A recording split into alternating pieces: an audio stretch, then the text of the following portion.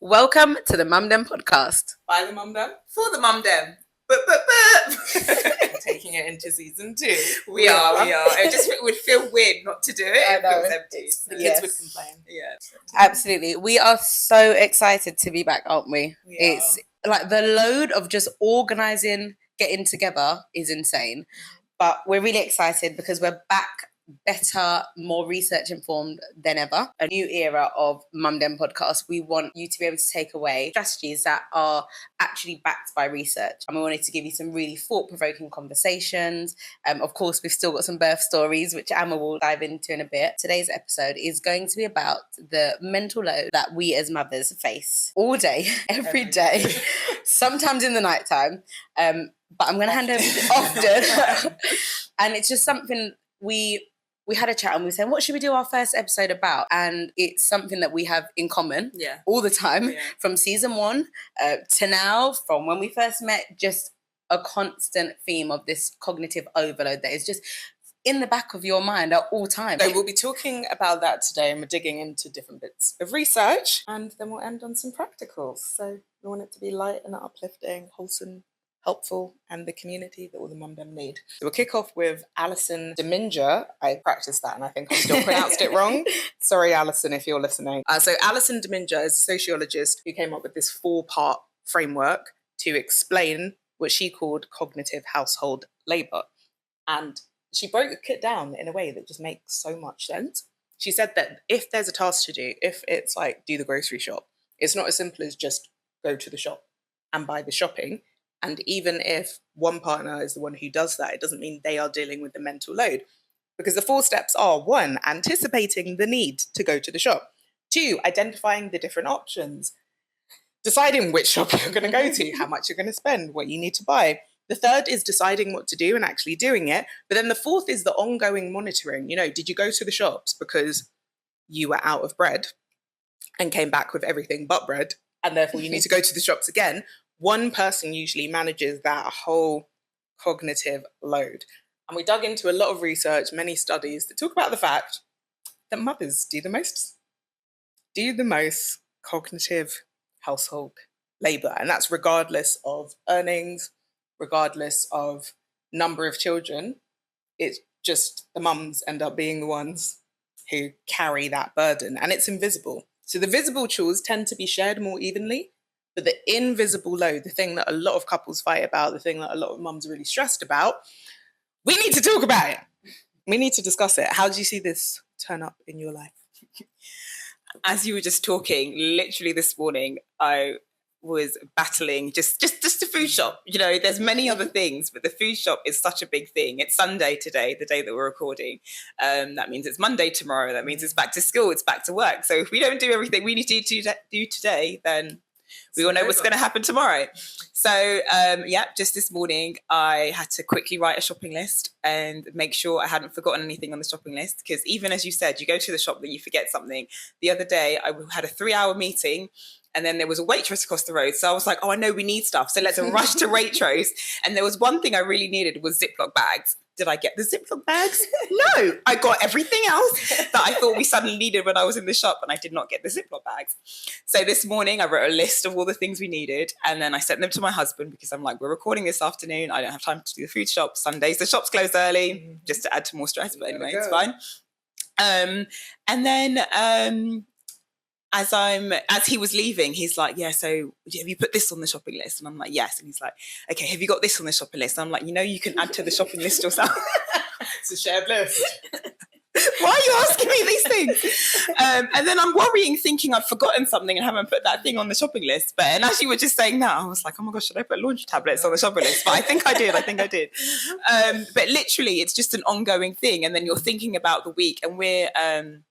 at the moment, we're doing something called the Daniel fast, my husband and I, during the weekdays throughout Lent. And so that means for the weekdays, we're basically vegan on steroids, let's say, but our choices are limited of what we're eating. So I've got to meal prep for that because I have to do that too, but that has to be included into the food shop. So it's literally just, and this is just the food shop and not everything else that needs to be done during the week.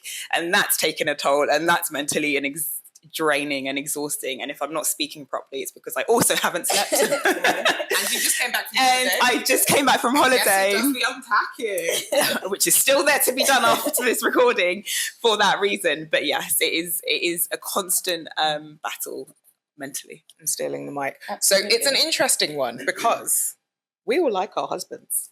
Yes. They're great men. We rate them. And they are men who do things around the house. Yeah, very They're helpful. men who are, other people constantly tell us, oh, you're so lucky. You're so Your husband lucky. is a You're so hands-on lucky. dad. And yet, this is a topic that I think we've all been talking about Yeah. with our spouses. And it's not one that I feel is discussed enough. And Kamilah, it was your idea for this to be our pilot. Let's talk more about that. Right. I'm giving away the mic. I'm going to laugh because sometimes if you don't laugh, you'll cry. You cry. That's where I'm at. An important So topic. we got together, didn't we? Not long ago, and we went to this lovely little event. Yeah. And there was, and it was, yes, and it We was, love Perfect Ted Matchup. and it was a wonderful event. You know, it was like a adults party. We had a great time, and then there was this little telephone that you had to leave a love note for yourself, and it was just too much for me. I was just like, oh my God, why am I feeling all these emotions? And I just felt so overwhelmed, and my ladies held me like a baby, held me like a baby, and we just got talking, and it's like my husband is amazing. Like I love him to pieces. He is so great. But sometimes it is just that constant. Your brain. I mean, we posted about it before. Sometimes it's like your brain has got like these 900 tabs open. Yeah. You're thinking about work. You're thinking about your children. You're thinking about. We were talking this morning about this child with phonics, or this child with this, or the girls' school. Great school that they go to, but each child has got about. They've got separate calendars, put it like that. And there's so much that goes into those calendars. So you're managing like 5 different calendars. Yeah. And then on top of that, you've got birthdays coming up. And then sometimes it's just little things that just tip you over the edge. Like, so the girls' birthdays. I will say to my husband, so what should we get for a birthday? What should we do? He'll say, oh, babes, I don't mind. I don't know. You're good at that. I will do it. I will do it all. Kid you not, every time. The birthday comes, babes, I thought we would have done this, or I thought we would have bought. And I'm like, did I not ask you this question? No, Did I not ask you this question? And it's not even the husbands who are the issues. Because with mine, I'll be like, okay, you pick a book. Because we do, for birthdays, we do something you want, something you need, something to wear, something love that. to read. Yeah. So it's like, there's 4 gifts. Do not get more because they have aunts and uncles and cousins and stuff. Just 4. 4 for Christmas, 4 for birthday. I've got 4 children. So at Christmas, we're talking 16 gifts. And then they end up with like 32. And they typically have parties. They get more gifts. I'm like, stick to 4. You pick the book. Because he loves buying a book. Yeah. My husband routinely will turn up either the day before the birthday or the day of. And it will get to the point where I'm like, he's not going to order a book. So I'll order a book. The book arrives. Everything's wrapped. Everything's ready to go. And I'll be putting the gifts out. He does birthday breakfast. He's doing the breakfast. And he'll be like, oh, I've got some. And he'll bring out like 17 books. Like, we agree. But the last kid got 12 books. And then the other one got like 5, but they were expensive books. And I'm like, no, you have to think of the whole strategy. Yeah. Because otherwise one's going to think they're the favourite. Or they'll be expecting 17 every time. And I'm like, sorry, in this economy, even if you can afford the presents today, you don't know if you can afford them tomorrow. So keep it minimal, keep expectations low. Yep. And it's not even they're doing anything wrong, right? They're trying to help, they're doing ideas. It is societal. Men are socialized to not see these things, and women are socialized to think it's all our responsibility. But also, I feel like sometimes men, they think we're this great, we're magical beings. And we have all the answers. And it speaks like... But not in the workplace. No, that's very different, isn't it? Because at home we're so talented and we believe and we can run everything, we're strategic and we have endless hours. But at work, men are the natural leaders. Does that make it make sense, please? Mm-hmm. But when you were talking about the birthdays, it's funny because when you're talking about that bigger picture, you know, I have a calendar, everyone's birthdays in the year. I'm always thinking ahead. But my husband might come to me, and I love you. He knows I love him. a couple of days before his mum's birthday, babe, what did we get for my mum? Or what did we get for this? Or he'll take one of the girls to her birthday party, and he's like, "Where did you leave the gift?" Yeah, he knows I've got it. Yeah, he knows it somewhere. He knows it's and that's a part already. Of the issue, isn't it? Is that they expect it because we do it, isn't it? We know we have to do it, and I'm sure the mum dem out there can relate. And we do it, and we get it done, and that's why they rely on us. And even if we're not here, then it might frazzle them a bit, but usually we've set up systems in place so they know where to find it or do what needs to be done. So Emma, we have emergency gifts. Yeah. Oh my God. A little cupboard of those. Emma, let me ask you a question. If your husband said to you, "Oh, don't worry, I'll buy the present," or "I'll do this," would you let him? Of course I would. I mean, I might try and guide it. I would let him buy it. I might just give him a list of things to buy and say, I mean, the fact that he, acts of service is one of my love languages. Yeah. So for him actually opting to do something, I'm all for that. Yeah. The control freak in me will want to be like, okay, let's make sure you get the right thing. So I might say something like, for example, I've said to him, go to the shop and get the kids' pajamas. I'll tell them their size and let him go. Yes. Most of the time he's come back with Marvel themed pajamas. And so fine, it is what it is. My daughter didn't like Marvel at the time and she was like, the Hulk on my pajamas, okay, but whatever. He got the right size, you know what I mean? So what I've realised though is that you have to prioritize, you have to let go some things. Yeah. Because otherwise you just become crazy. Yeah. And my mum actually said this to me on holiday, shout out my mum, because she really affirmed me. And she was like, your husband asks you a lot of questions. I was like, I know. She was like, but you handle it so well. I was like, thank you. Mama. There was actually one day, my husband, my mum, and my kids were all asking me billions of questions. But this is what I mean. It's like recognizing, because my mum was saying how it's so easy to get frazzled, to get annoyed because he keeps asking about these things. But you've learned to be really patient with him and ask him back questions so that he can think about it and do it. Because ultimately, I'm not your mum. You are a grown up. Yeah. You can do these things, and I'm exhausted. I don't need more work. For sure. But going back to the framework, what is happening there when he says, I'll get the pajamas, I'll get the gift, it's like, oh, let me take that off your plate. But it's still on your plate. Yeah. Because you've had to think it's not the same as, oh, our baby girl's pajamas look a bit short on the leg. Yeah. Let me go buy them. Let me double check what size she is. Or like, oh, the shoes are talking. Let me pop them over to Clark's to measure their feet. Yeah. That is different. So if someone is taking over 3, deciding what to do, you still have to do 1, anticipate needs. Yeah. You still have to do 2, identify options.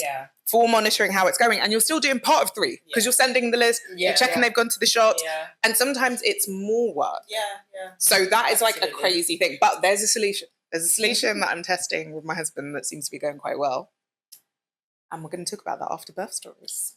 But why are we keeping birth stories, Emma? Because birth stories are amazing. And one of the highlights for me and for many of you Mum Dem out there who have told us is hearing other people's birth stories. And we had 10 episodes in season 1. Is that right? 12?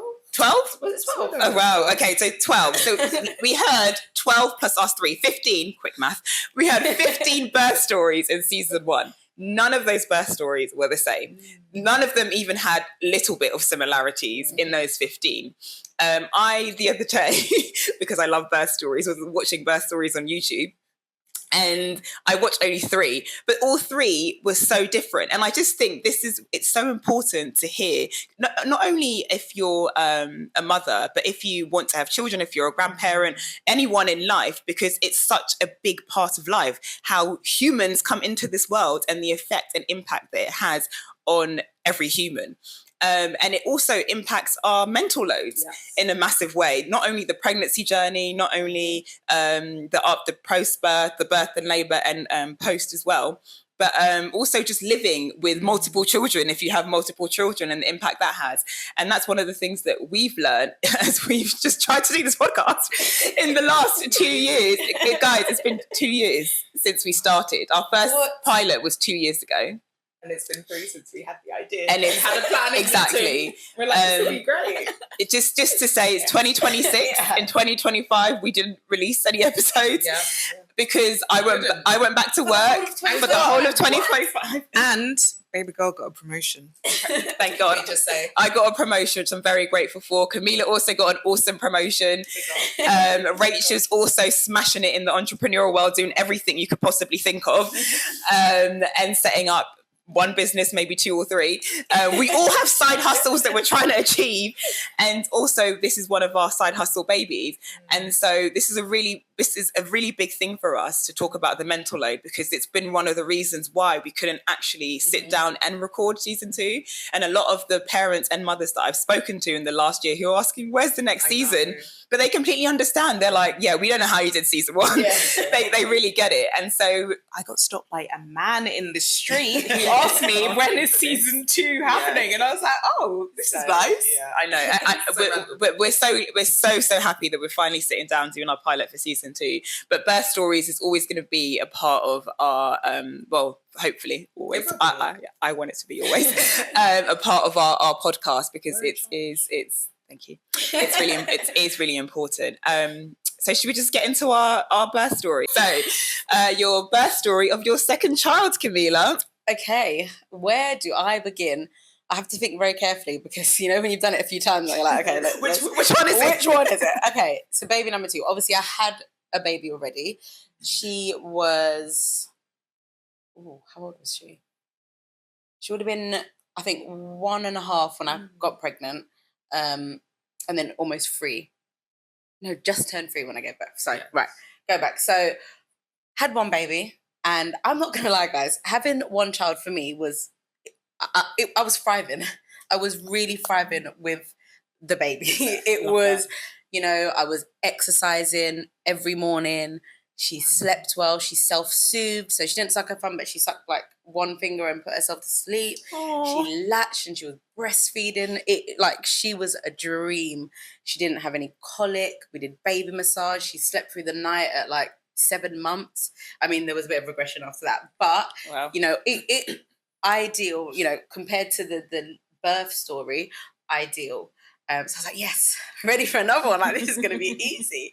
Going back to the cognitive load, obviously there was always that in my head that was kind of telling me, okay, you're going to have 2, because I had read somewhere or someone had told me going from 1 to 2 is the biggest jump you'll ever do. Having more children after that is a piece of cake.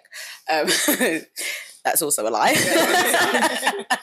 We'll get into that. So wanted another one. It was planned, like there was no surprises. Me and my husband were like, yeah, we want another child. So fell pregnant.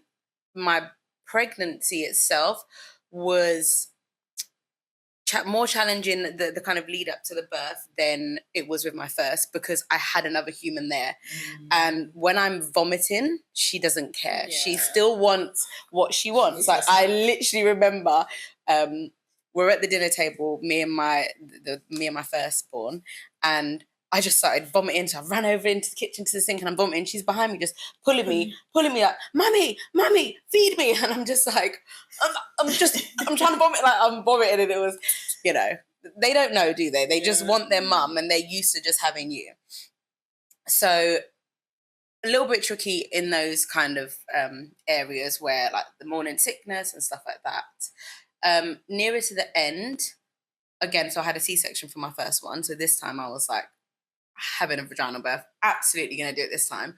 And I had that thing where I felt like I didn't do it the first time. I'm going to prove to everyone that I can do it this time. I'm going to prove it to myself. I'm going to have a VBAC. I was researching like what that is and, you know, risks and all of that kind of stuff.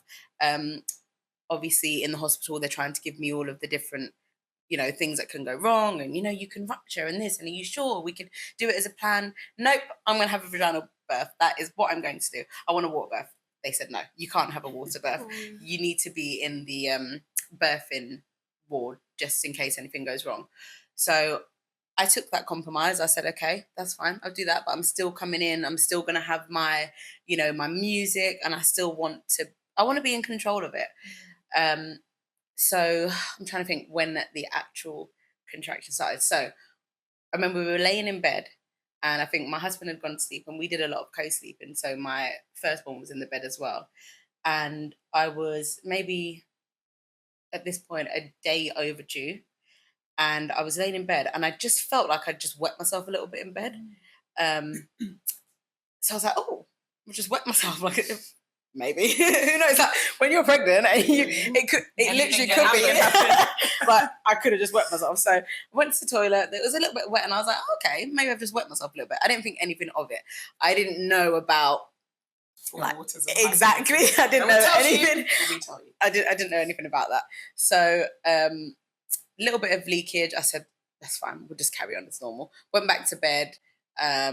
The next morning, I could feel kind of contractions, and my husband went to work. So I called him. I said, "Oh, I've got some contractions," and he was like, "Oh, how far are they apart?" But it didn't feel really intense, you know. But it was so weird because then I had the sorry, listeners, a bit the mucus plug as you do. Sorry, guys. So I had a bit of a but it wasn't a full on one. It was like just some stuff. So I thought, okay, maybe this is like, maybe I am going into labour, but it was really weird. Like I wasn't in a lot of pain. It was just kind of tightening. So I thought Braxton Hicks. I don't know. I'm not an expert on giving birth, but I'm just trying to go with my body. And I felt okay to be at home. My husband, he was a paramedic. He is very, I don't know, he's just very intuitive. Like he always seems to know we're going to the hospital now. Like he always seems to know. So we went to the hospital, and I remember dropping my firstborn off to my mum. And again, that mental load kicks in. It's that kind of, does she feel like I'm abandoning her? You know, has she got lunch, dinner, break, like all of that kind of stuff? You're thinking about, what if I'm there for too long? So I'm packing her clothes.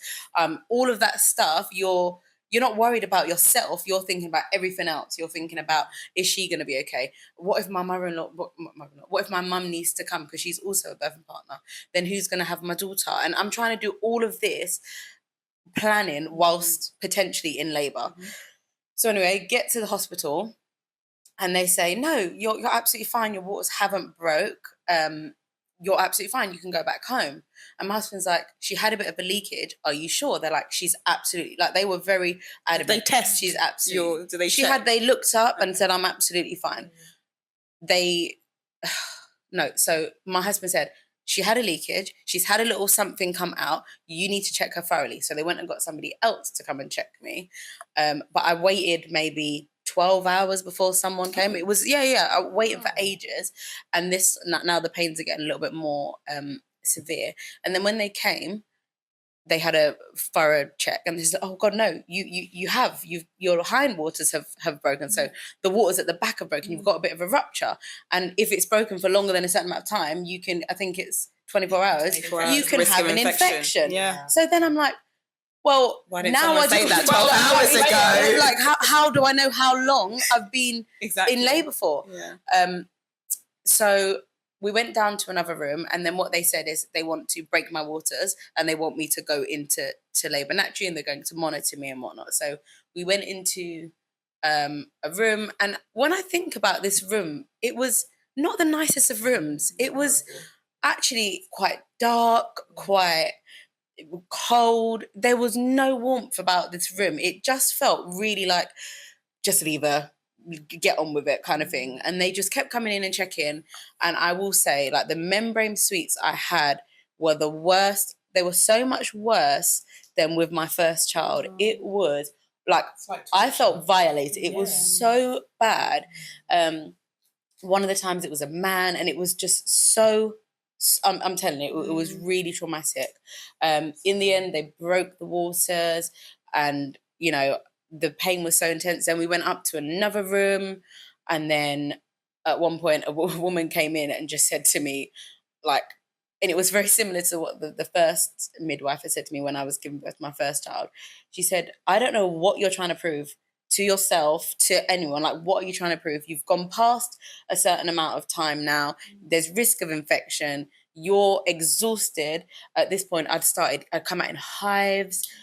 It was just awful. And still, all I'm thinking of is my firstborn okay? You know? And then my mum came down, and my mum got really sick. And it was just so weird. But then I'm thinking about my mum, I'm thinking about her, I'm thinking if she's okay. So there's so much going on. Sometimes it's so hard to just focus on yourself in that moment. Whilst having active, painful contractions. Exactly. So in the end, it was another sort of, you can't go on like this. And I felt, it's so frustrating because it just, this is how I felt. I've grown so much from there and healed so much. But it got to a point where it's just like, again, they've taken control from me. I'm not in control anymore. They're forcing me into this. and it was another emergency C-section, which, you know, I tried my hardest to avoid, but it was what was right for the baby at that time, and for myself, you know, and for my firstborn child, because I wanted to be able to go home to her safe, and you know.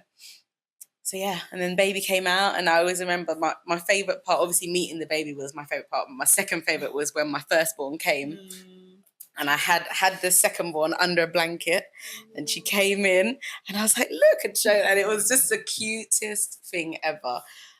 So yeah, so that was secondborn. Wow. That's intense. Yeah, I feel like I'm still in your story. I'm trying not to cry. Oh, bless you. Wow. It's just, you know, the load, and even while I was talking, it's the load that we carry, regardless of what situation we are in. It's almost like we are just constantly putting everything and everyone else before ourselves.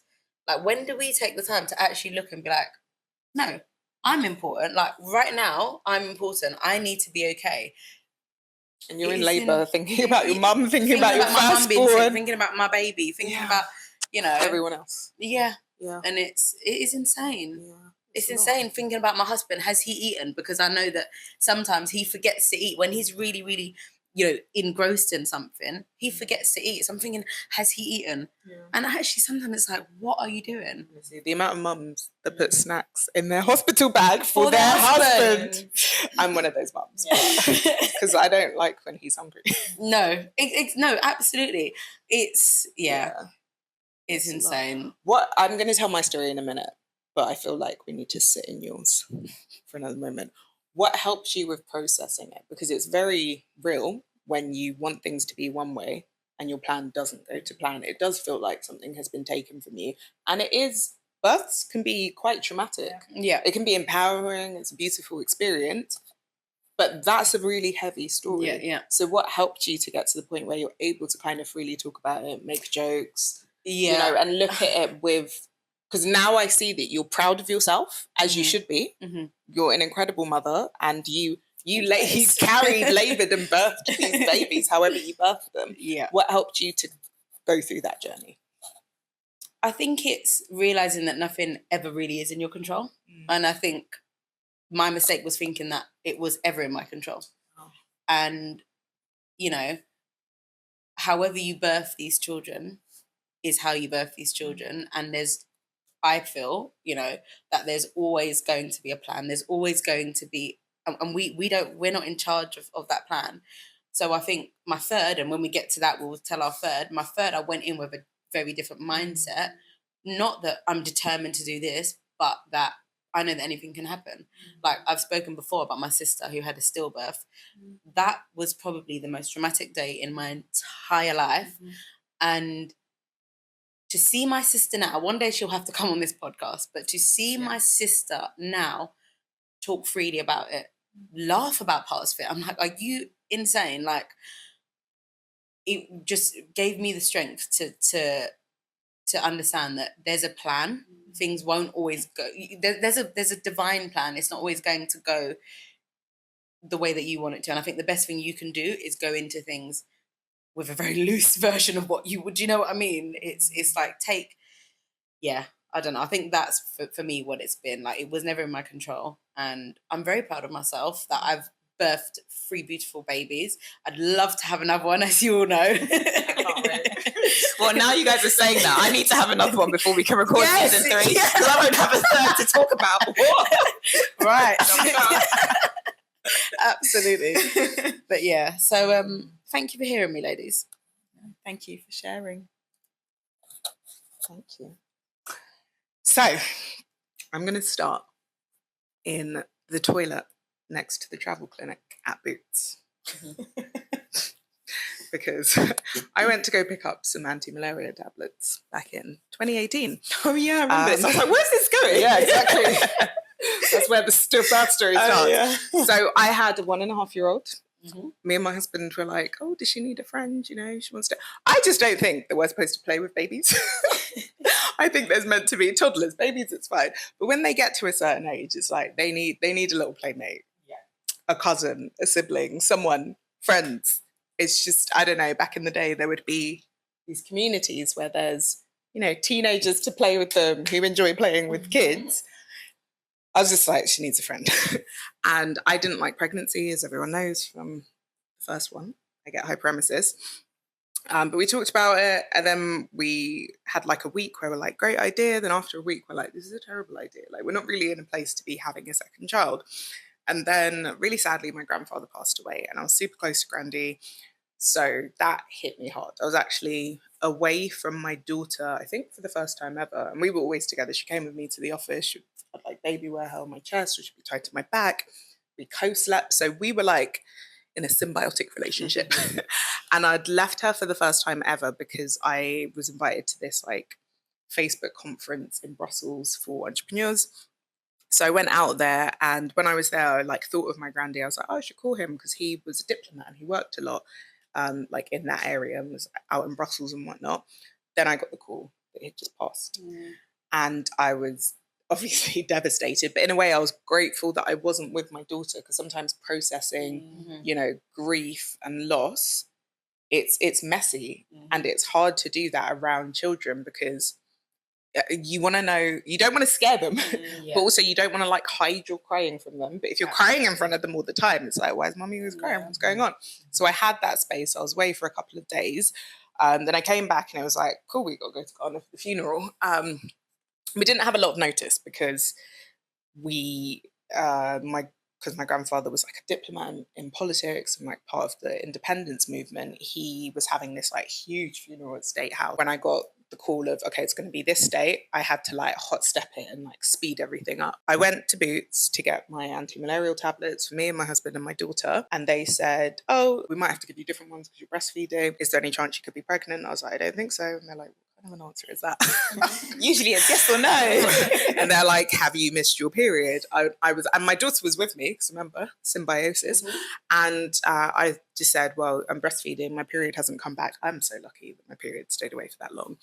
And they were like, go buy a pregnancy test. And we're in Boots. So I bought the pregnancy test, went to the toilet, peed on the stick, 2 lines immediately. And I was like, ay caramba, this is interesting. I was like, technically, is he planned? I guess. He had a week and it was like a very effective window, I suppose.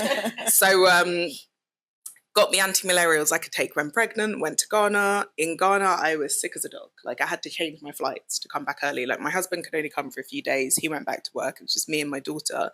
And it was horrible. I thought I was dying. It was just morning sickness, but hyperemesis. Ended up like in hospital in Ghana. Then I was like, do you know what? I appreciate the NHS. Let me go home. So I came back early. I was sick on the plane. The guy sitting by me and my daughter moved. He didn't want to be anywhere near me. And he was a bit mean about it, but also I'm like, I didn't blame him. I'd want to move as well. It was a lot. I just kept vomiting. Not on him, you know. So the start of the pregnancy was not the best, but actually the morning sickness cleared up with my son. Only one of all my pregnancies where it got better. By the time it got to like, I'm like 8 months or so, I'm like ready to drop. I was feeling good. I was like, I'll work up until the end. Emma told me off and was like, remember what happened last time? You and your bouncy ball sending emails. So I said I'd stop early. But then I won this little competition. Got invited. It was a big competition. It was a big competition. I got invited to the finals to pitch to like the founder of WeWork, and all these celebrities were there. Like Ashton Kutcher was a judge and Gary Vee. But the date was my due date. But it was my hospital due date. And also my body's kind of like clockwork. So I said I didn't have period. I'd had one period, which I noted. And then it went away and I was like, oh yeah, I checked it. This can happen. So I didn't think it's gone away because I'm pregnant. I just thought, oh, it's gone back to not being here. But tracking it from that period, I was like, I know to the day when he's going to be born, because it was the same with my daughter. I have a very regular cycle. The hospital due date they gave me from the dating scam was 2 days off. And those are not the most accurate anyway. So I was like, I trust my date. So I'm still going to do the pitch. Everyone's like, are you okay? No one was allowed to take cars. They're like, can your husband bring his car? Can you drive in? So the car was outside ready. Like I was driven up. But then that morning, this sounds so irresponsible, but it was fine. My mucus plug dropped out on the morning of the pitch. So we went to the hospital. I explained the situation to the doctors and the midwives, and they're like, yeah, it's fine. Like once the mucus plug goes, you'll probably start labor within 48 hours. It can be 5 days. It could be 2 weeks. Like, it's okay. And I was like, I think it's going to be in 2 days' time. And they're like, trust your body. The first time, they do not tell you to trust anything. Exactly. Second time, they're like, you've done this before. You know what you're talking about. So my husband cautiously, after lots of, you don't really have to do this, drove me to, everyone was telling me not to do it. But I was like, I feel absolutely fine. Like, I feel fine in myself. If I go into labor, I go into labor. It could be a fun PR story. Ideally, my waters don't break on stage, but crazier things have happened. So I chilled. Everyone was having fun going around. There were like freebies, there were snacks. It was like a buzzing atmosphere. I just sat in the green room waiting to do my pitch. Came out, did my pitch. I literally thought, I'm there for the PR. Like, oh, it'll be good. And also, I want people to see that you can be pregnant, you can have a bump, and you can still work. Your brain doesn't turn off, right? So yes, I did my pitch. Won. Which was great. So won a bunch of money. I can't remember how much it was. It was like $500,000 or something crazy like that for my startup. So that was great. So I'm very happy. The next day, I'm like, I still feel fine. I'm okay. Emma came over to basically babysit me because I was like, she's like, you need to stop working. So just stop working. I'm like, no, but my lines are buzzing. I'm getting investors calling me. Lawyers are hollering at me. There's the paperwork for the WeWork thing. I actually could close this investment round, which I'd wanted to do a month before, and it didn't work out as it needed to work out. So, and also less than like 2% of funding goes to women. Less than 0.003% of VC funding goes to Black women. I was like, this is probably my shot. This is really difficult to do.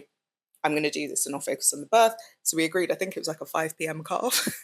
So I'm like literally on the phone, sending agreements, signing stuff in bed, chilling. And I just remember sitting next to her, watching her and checking and really making sure, giving her food, obviously helping with her toddler. Yeah. And I was Your like, husband was there. yeah, we were all there. We were all ready. Okay? Because just in case, we needed to rush her to the hospital. And like, I was like, to you guys go watch a film and leave me alone so I can finish my work. Yeah. I was so grateful. So then it was like, Amazon's like, it's 5, cut off time. I was like, final contracts and I'm out. And by 6, I was in the living room, ready to eat with the family. I was like, I'm going to chill. You got Indian, right? Yeah, because I was like, we're going to speed up the birth. And it worked. I ate that food and I was like, ooh, contractions. Hubby rushes out with like the TENS machine, puts the pads on my back, and then it's getting to the point where I was like, the machine's doing nothing. So Emma's like, calm, let's go. So Hamilton in the background, I remember in the car. And then we're singing the Hamilton soundtrack in between contractions. So I've got Emma's husband looking after baby girl, and then Emma and Jack have come with me to be my birthing partners. And it was so much different to the first one. It was calm. It was almost like exciting. And this time they said I could have a water birth, whereas the first time I was told I couldn't. It started and then it was a hot mess. And listen to season 1 if you haven't heard that. But this time I felt like it was smooth. It was moving forward. It was progressing. Yeah, it was a water birth. I didn't have any meds because they disagreed with me. The first time I had an epidural, and I'm still in pain 9 years later from that epidural, this sciatica it created. So yeah, I just wanted the water to be. You had gas in her because. Okay, don't embarrass me. I was saying some crazy things, apparently. What was I saying? You were talking about Theresa May was in power then. Oh my goodness. It's like every political idea Rachel could have possibly have had in her life suddenly came out. But everything was blaming either Theresa May or the government. No, I remember what I said. I didn't blame Theresa May. I said, this baby has overstayed his welcome. Theresa May. Because she had some extreme views on immigration and her ideas of getting people who've overstayed out of the country. I was like, Theresa, we need you to talk to this baby. But that was I feel like it was the ring of fire time. Because that was, by that point, I'd been in labour for like 6 hours. Yeah. And I was fully dilated, but I didn't know that. I was just talking crazy, the gas and air. I can't remember if it made me be sick, but it did in one of them. This time it was just that, and it was fine, we're in the water. Then suddenly I'm told, oh, the head's coming out, get out the water. And I'm like, I need to be in the water. There was a reason I'm not going to say, because people, it's embarrassing, but it's not embarrassing. If you're a mum, you know why I had to get out the water. And if you're not, look it up. So suddenly I had to get out the water. I didn't know that this could happen to your body. So I'm like, why do I have to get out the water? And I get out and this excruciating wall of pain hits me because that's my pain relief. It's the water. So I get out, they pull over the gas and air thing. I'm like kneeling down, like just breathing. And I'm like, I just want to get back. The water's effective, man, because as soon as I got out, I felt the full force of everything. When you're in the water, so many people say water births don't really work. Like it's just water. Water is a fantastic pain relief at the right temperature. It was really working. But yeah, it was fine. It took like 7 hours. Nice and smooth. And he latched like a pro straight away, no tongue tie. I was ready for the pain, no pain. And the milk was fine. Like the colostrum flowed, everything was okay. It was so different. And just like you said, Kamilah, the moment of like your firstborn meeting the new baby, I remember, so at this point, I think she'd been dropped off. Emma's husband had dropped her off to our friend, who's like one of the kids' godmothers, and she'd slept over there overnight. So it's like a little sleepover. She was so excited. So we drove there to pick her up, and we get there, and she's like, "Where's my baby?" So we brought out her baby, and she literally went, "Can I hold him?" And she took him, and then she goes, "Oh, I love my baby brother whole world." It was the cutest thing. We got it on tape actually, because thankfully the godmother was like, record everything. She's like, we have to capture this moment. It'll be so cute. But it was adorable. So I'll never forget that. And just the amount of love that like a 2-year-old can have for a baby, it's insane. It's so crazy. Because obviously you love your child so much, but it's so beautiful to see your kids love each other. So second birth was, I guess, a bit dramatic in terms of the surrounding events. But she didn't go into labour on stage. Yeah, I didn't think I would though. I did trust my body, and I think you have to. And she was right. It was 2 days later. Literally 2 days. Yeah. So I knew I had time, and it was fine. Yeah, I think because it was the third. What day was he born? I should know this. He was born on the Sunday, and I went into labour Saturday night, and then he was born Sunday morning. Yeah. So. Nice and smooth. I think for me, witnessing that birth, it was nice to see actually a smooth birth. The first was so chaotic. Because the first was chaotic, and you thought I died. Thank God. Didn't you? You thought I had a C-section until we recorded this, right? Because, well, not until we recorded this, just before. But because this is the thing, even in the chaoticness of it, the staff didn't know what was going on. Yeah. So one of the nurses or midwives had come to me and told me, you're going to have a C-section. So I was like, oh my gosh. Yeah, so then I text our friends like, she's going to have a C-section. But then it turned out she didn't have a C-section. So, but anyway, with the second birth, it was nice to see that actually you can listen to your body, and your body, when you listen to your body can do what you want it to do. And it was nice also to see like the supportive midwives, and for them to encourage like the naturalness of what your body was doing, because I think sometimes midwives can either be really hyped and not midwives mainly doctors, but there is sometimes a bit of panic with little bit of things, and the way they can, but the way it helped, because even the room you were in was lovely, and you mentioned about being in that dark horrible room. It affects your body. It affects your body and your mood and the vibe. Like we had nice music, we had all the scents that she wanted. She was like, spray it. We had this suite at Chelsea and Westminster that is the one that you privately book and you pay. We looked it up. It was like, I can't remember, something crazy like $5,000 a night. But they were like, oh, we have no bookings. Do you want to go in there? Wow. And I was like, yeah, why wouldn't I? And it was, I'm like, if you could afford it, just pay for a suite, because your body is so relaxed, and then it allows the blood to flow to your uterus instead of being in fight or flight, and then it's going everywhere else and you're not working. And in my first birth, it was like that. And, you know, it's crazy. Yeah, it's crazy the difference and the effect it has on your body. So, yeah, that's really cool. It's very lucky, very grateful. Yeah, you were a great birth partner. Thank you. You're welcome. You're welcome. So, just before we hit Emma's, what do you think the biggest kind of, when we're thinking about this mental load, what was the biggest mental load that you had to deal with? Okay, so I think it was managing the pregnancy and birth, planning for it. And it was very much like, if we think of the framework of the 4 parts, my husband was very willing to do 3 to help out, but he wasn't thinking about everything else. He wasn't like doing the research. And even if I said to him, can you research this? I would still have been owning it. I didn't have the language for it at the time. So we had we have this weird phrase, we call them UUEs, unnecessarily unpleasant exchanges, where it's not quite a fight, but you're beefing. You're like, you don't like each other, but you haven't like raised your voices, things haven't gotten heated, you can still have a cuddle. So we had a little UUE about it, and he couldn't understand that I was like, no, I am stressed because I got the toddler. I'm thinking about, I can't take 2 babiys to work. Actually, I did. You can. But I was thinking, like, what happens with my work after? What happens with your work? How much time are you going to get off? Because I don't know what's going to happen if it's a birth like the other one and it's going to take me ages to recover. Like, I don't know how I'm going to cope with 2 babies and that. So I had no idea what was coming. Plus, I was trying to close this investment round and make sure I could even like afford maternity pay and all that kind of stuff. So there were so many things to think about, like even choosing where to deliver, because we'd also just moved house. Yeah. And we'd moved from East London to Northwest London. So the hospital I was in, I couldn't give birth in the same hospital I was in. I wouldn't, because it was a hot mess. But I didn't know. So it's also researching hospitals, visiting hospitals, thinking, if I want to be in that hospital, do I have to do my appointments there? And we lived right next to a hospital. But it was a hospital. I did a law degree and I did a module in medical law. And this was like the baby killing capital of the UK. Like the number of cases from negligence cases from that hospital. It's improved now. I'm not going to name the hospital, but there were some issues. So all of those things I found really overwhelming. Plus, we have a toddler who's like potty trained. My husband did the potty training, but again, the stuff around it, making sure she's excited about the big girl pads, the right time and all that.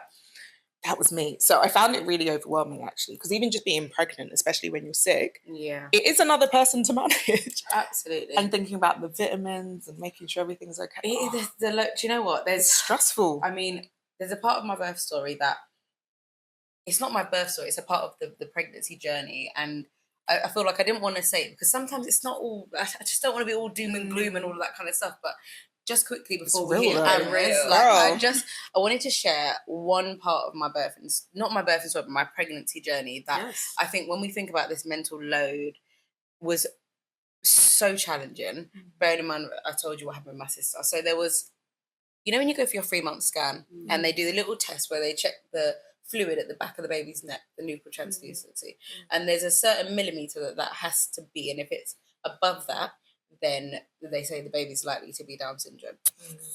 So when they did it with my first child, it was kind of just borderline, and they said, just bearing in mind that they kind of gave us a percentage. Maybe it's likely that the child is, so the percentage is, what was it, something like 1 in 20,000 that the child will be Down syndrome. So I said, okay, that's fine. When it was my second one, her measurement was huge to the point, and I'm not even lying, I'm laying on the bed. They are doing their scan. Me and my husband are right there. It was 2 men. The look on their faces, you could see something was not okay.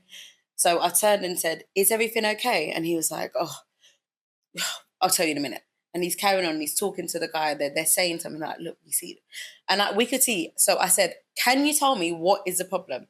He said the nuchal translucency is too high.